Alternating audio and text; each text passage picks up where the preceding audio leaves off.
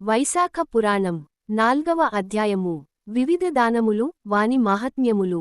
నారద మహర్షి మాటలను వినిన అంబరీష మహారాజు నారద మహర్షికి నమస్కరించి, మహర్షి, వైశాఖమాసమున చేయదగిన దానము లివియేనా? మరి ఎంకను ఉన్నవా? అవి ఏవి? వాని ఫలితములను గూఢదయ యుంచి వివరింపుమని కోరెను. అప్పుడు నారద మహర్షి ఇట్లనెను. చల్లనిగాలి తగులుచు సుఖనిద్రను కలిగించు పర్యంకమును, మంచమును, సద్బ్రాహ్మణ గృహస్థునకు దానమిచ్చినవారు ధర్మసాధనకు హేతువైన శరీరమున వ్యాధి బాధలు లేకుండా జీవింతురు. ఎట్టి తాపత్రయములు ఆదివ్యాధులు లేకుండా సుఖముగా జీవింతురు. ఇహలోక సుఖముల ననుభవింతురు. పాపములు లేకుండనుందురు.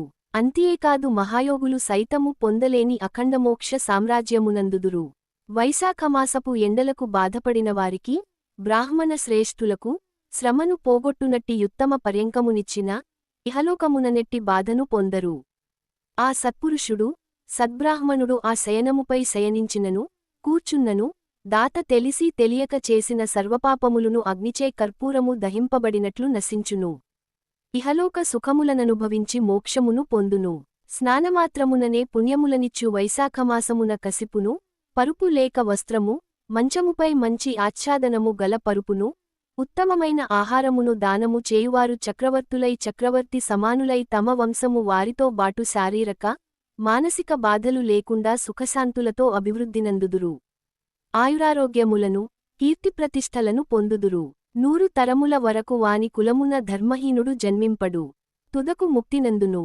శ్రోత్రియుడైన సద్బ్రాహ్మణునకు ఆ మంచముపై పరుపుతోబాటు దిండును గూఢ దానమిచ్చినచో, సుఖనిద్రకు కారణమైన మంచమును, పరుపును, దిండును ఇచ్చుటచే ఆ దాత, అందరకు అన్నివిధముల ఉపకారము చేయువాడై ప్రతిజన్మయందును, సుఖవంతుడు, భోగవంతుడు, ధర్మపరాయణుడై అన్నిటా విజయమునందుచు 7 జన్మల వరకు మహావైభవముగా గడిపి తుదకు ముక్తినందును.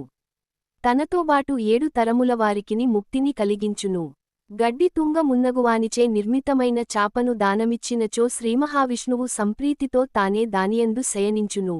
ఊర్న, ఉన్ని, గొర్రె బొచ్చు నీటియందు పడినను తడవకనుండునో అట్లే పర్యంక శయ్యా దానము చేసినవారు సంసార సముద్రములోనున్నను ఆ వికారములంటని స్థితిని పొందుదురు. అట్టి పర్యంక శయ్యాదానమును చేయలేనివారు కట, చాప దానమును చేయవచ్చును. శక్తియుండి పర్యంక శయ్యాదానము చేసిన వచ్చునట్టి పుణ్యమే అసక్తులై కట శయ్యాదానము చేసినవారికిని వచ్చును. పడుకొనిన వారికి నిద్రచే శ్రమ, దుఃఖము నశించును. అట్టి నిద్రను కలిగించు కటదానము దాతకు సర్వసుఖములనిచ్చును. రాజా, వైశాఖమాసమున కంబళి దానము చేసినవానికి అపమృత్యువును పోగొట్టి చిరకాలము నిశ్చింతగా సుఖజీవనము కలవానిని గావించును. ఎండచే పీడింపబడినవానికి వస్త్రమును దానము చేసినచో పరిపూర్ణ ఆయుర్దాయమునంది తుదకు ముక్తినందును. లోని తాపమును పోగొట్టి కర్పూరమును దానమిచ్చినచో ముక్తి, ఆనందము కలుగును. దుఃఖములు నశించును. ఉత్తమ బ్రాహ్మణునకు పుష్పములు దానమిచ్చినచో సర్వజనులను వశపరచుకొన్న మహారాజై చిరకాలము సుఖించును. కుమారులు, మనుమలు మున్నగువారితో సర్వసౌఖ్యములనంది ముక్తినందును. సూర్యుడు మేషరాశిలో నుండగా వైశాఖమాసమున కర్పూర, తాంబూల దానమిచ్చినచో చక్రవర్తియై మోక్షమునందును.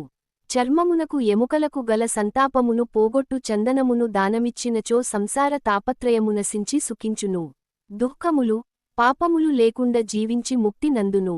కస్తూరి మున్నగు సుగంధ ద్రవ్యముల నిచ్చినచో నెట్టి బాధలు లేకుండా జీవించి మోక్షమునందును. పద్మమాలను గాని అడవిమల్లెల మాలనుగాని దానమిచ్చినచో చక్రవర్తియై సర్వజన మనోహరుడై చిరకాలము జీవించి ముక్తినందును.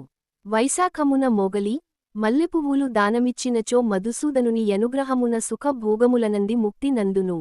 పోక చెక్కలను, సుగంధద్రవ్యమును, కొబ్బరి కాయలను దానమిచ్చినచో 7 జన్మల వరకు బ్రాహ్మణుడై జన్మించి వేదపండితుడు, ధనవంతుడై యుండి 7 తరముల వారితో గలసి ముక్తినందును. సద్బ్రాహ్మణుని ఇంటిలో విశ్రాంతి మండపమును కట్టించి ఇచ్చినచో వాని పుణ్యము ఇంతయని చెప్పుటకు మాటలకందనిది సుమా. నీడనిచ్చు మండపము, నీడలోనున్న ఇసుక తిన్నెలు, చలివేంద్రము వీనిని నిర్మించి బాటసారులకు, జనులకు ఉపకారము చేసినవారు లోకాధిపతులగుదురు. మార్గమున తోట, చెరువు, నూయి, మండపము, వీనిని నిర్మింపజేసినవానికి పుత్రులు లేకున్నను ధర్మలోపము కదాయని భయము లేదు. నూయి, చెరువు, తోట, విశ్రాంతి మండపము, చలివేంద్రము, పరులకుపయోగించు మంచి పనులు చేయుట, పుత్రుడు ఇవి 7ను సప్తసంతానములని పెద్దలు చెప్పుచున్నారు. వీనిలోనే ఒకటి చేయకున్నను మానవునకు పుణ్యలోక ప్రాప్తి లేదు. సత్శాస్త్రశ్రవణము, తీర్థయాత్ర, సజ్జన సాంగత్యము, జలదానము, అన్నదానము, అశ్వత్థారోపణము, రావి చెట్టును నాటుట, పుత్రుడు అను 7 సప్తసంతానములని వేదవేత్తలు చెప్పుచున్నారు.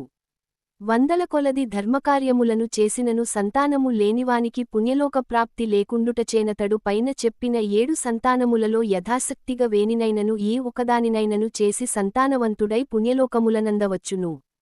పుణ్యపాప వివేకములేని పశువులు, పక్షులు, మృగములు, వృక్షములు సద్ధర్మాచరణ లేకపోవుటచే పుణ్యలోక ప్రాప్తినందవు. కాని పుణ్యపాప వివేచనాసక్తి కలిగిన మానవులీ సద్ధర్మముల నాచరింపనిచో వారికి పుణ్యలోకములెట్లు కలుగును. ఉత్తమములైన పోకచెక్కలు, కర్పూరము మున్నగు సుగంధద్రవ్యములు కల తాంబూలమును సద్బ్రాహ్మణునకు దానమిచ్చిన వారి పాపములన్నీయు పోవును. తాంబూల దాత కీర్తిని ధైర్యమును, సంపదను పొందును. నిశ్చయము, రోగి అయినవాడు తాంబూల దానము నిచ్చినచో రోగవిముక్తుడగును. ఆరోగ్యము కలవాడు తాంబూల దానమిచ్చినచో ముక్తినందును. వైశాఖమాసమున తాపహారకమైన తక్రమును, మజ్జిగ దానమిచ్చినవాదు విద్యావంతుడు, ధనవంతుడు నగును. కావున వేసవి కాలమునందు తక్రదానము తప్పక చేయదగినది సుమా. వేసవికాలమున ప్రయాణము చేసి అలసినవానికి మజ్జిగ నిచ్చిన మరింత పుణ్యమును కలిగించును. నిమ్మపండ్ల రసము ఉప్పు కలిపిన మజ్జిగయైన దప్పిక కలవానికి హితకరముగ నుండును. వైశాఖమాసమున దప్పిక తీరుటకై బాటసారులకు సద్బ్రాహ్మణులకు పెరుగు కుండనిచ్చినచో కలుగు పుణ్యమెంతటిదో నేను చెప్పజాలను. అనంత పుణ్యము కలుగునని భావము. లక్ష్మీవల్లభుడైన మధుసూదనునకు ప్రియమైన వైశాఖ మాసమున శ్రేష్టమైన బియ్యమును దానమిచ్చినవారు పూర్ణాయుర్దాయమును, అన్ని యజ్ఞములు చేసిన పుణ్యఫలమును పొందును. తేజోరూపమైన గోఘృతమును, ఆవునేయి, సద్బ్రాహ్మణునకు దానమిచ్చిన వారు అశ్వమేధయాగ పుణ్యమునంది తుదకు విష్ణుపదమును చేరుదురు. విష్ణుప్రీతికరమైన వైశాఖ మాసమున బెల్లమును దోసకాయను దానమిచ్చినవారు సర్వపాపములను పోగొట్టుకొని శ్వేతద్వీపమున వసింతురు. పగటి ఎండకు అలసినవానికి సాయంకాలమున చెరకు గడను బ్రాహ్మణునకు దానమిచ్చినచో వానికి గలుగు పుణ్యమనంతము. వైశాఖమాసమున సాయంకాలమున ఎండకు అలసిన బ్రాహ్మణునకు పానకమును దానమిచ్చినచో చేసిన పాపములను పోగొట్టుకొని విష్ణులోకమును చేరును. పండ్లను పానకమును దానమిచ్చినచో దాత యొక్క పితృదేవతలు అమృతపానము చేసినంత ఆనందమును పొందుదురు. దాతకు వాని పితృదేవతల ఆశీస్సులు లభించును. వైశాఖమాసమున పానకముతో బాటు మామిడి పండ్లను దానమిచ్చినచో సర్వపాపములు హరించును. పుణ్యలోక ప్రాప్తి కలుగును. చైత్రమాసమునందలి అమావాస్యయందు పానకము నిండిన కుండను దానమిచ్చినచో గయాక్షేత్రమున 100 మార్లు పితృశ్రాద్ధము చేసినంత పుణ్యము కలుగును. ఆ పానకమున కస్తూరి, కర్పూరము, వట్టివేళ్లు మున్నగువానిని కలిపి చైత్రమాసము నందలి అమావాస్యయందు దానమిచ్చినచో వివిధ రీతులలో చేయవలసిన శ్రాద్ధముల నిర్వర్తించిన పుణ్యము కలుగును అని నారదుడు అంబరీష మహారాజునకు వివరించెను. వైశాఖ పురాణం 4వ అధ్యాయము సంపూర్ణం. సేకరణ ఇటికెల వెంకట్ బాలయ్య.